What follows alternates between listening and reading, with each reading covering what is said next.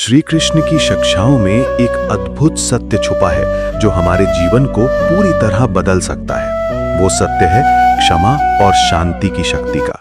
जब हम इन दो गुणों को अपने अंदर विकसित करते हैं तो हम किसी भी चुनौती का सामना कर सकते हैं।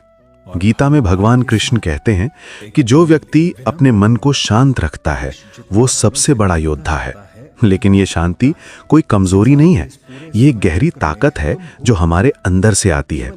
जब हम किसी को माफ करते हैं तो हम सिर्फ उस व्यक्ति को नहीं बल्कि खुद को भी मुक्त करते हैं। सोचिए, जब कोई आपको दुख पहुंचाता है तो आपके मन में क्या होता है? गुस्सा, बदला लेने की भावना और दुख। ये सभी भावनाएं आपकी एनर्जी को खत्म करती हैं। लेकिन जब आप क्षमा करते हैं तो ये सारी नेगेटिव एनर्जी पॉजिटिव एनर्जी में बदल जाती है। क्षमा करना आसान नहीं है, ये बात सच है, लेकिन श्री कृष्ण हमें ये बताते हैं कि ये एक प्रैक्टिस है। जैसे हम जिम में जाके अपनी मसल्स को स्ट्रांग बनाते हैं, वैसे ही हमें अपने मन की मसल्स को भी स्ट्रांग बनाना होता है। और ये स्ट्रेंथ आती है क्षमा और शांति के अभ्यास से। जब आप किसी को माफ करते हैं तो आप उस व्यक्ति पर अपनी पावर को वेस्ट नहीं करते, बल्कि आप अपनी सारी एनर्जी को अपने गोल्स पर फोकस करते हैं। ये है असली स्ट्रेंथ, ये है वो पावर जिसकी बात कृष्ण करते हैं। शांति भी एक ऐसी क्वालिटी है जो हमें हर सिचुएशन में बैलेंस्ड रखती है।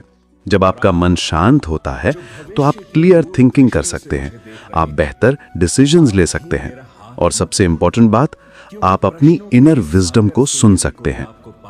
कृष्ण अर्जुन से कहते हैं कि युद्ध के बीच में भी शांत रहना सीखो।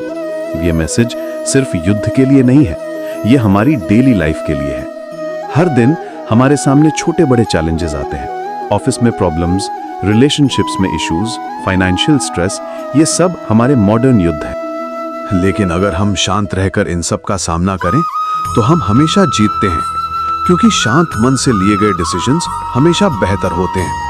और जब हम क्षमा करते हैं तो हम अपने दिल से बोझ हटा देते हैं। ये दोनों क्वालिटीज, क्षमा और शांति, हमें एक स्पेशल काइंड की फ्रीडम देती हैं। ये फ्रीडम है दूसरों की एक्शन से अफेक्टेड ना होने की।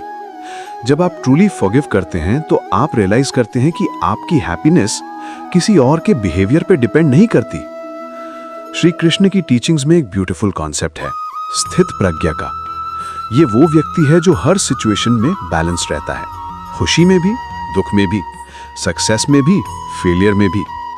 ये बैलेंस आता है क्षमा और शांति के प्रैक्टिस से। जब आप इन क्वालिटीज को डेवलप करते हैं तो आप नोटिस करेंगे कि आपकी रिलेशनशिप्स इंप्रूव होती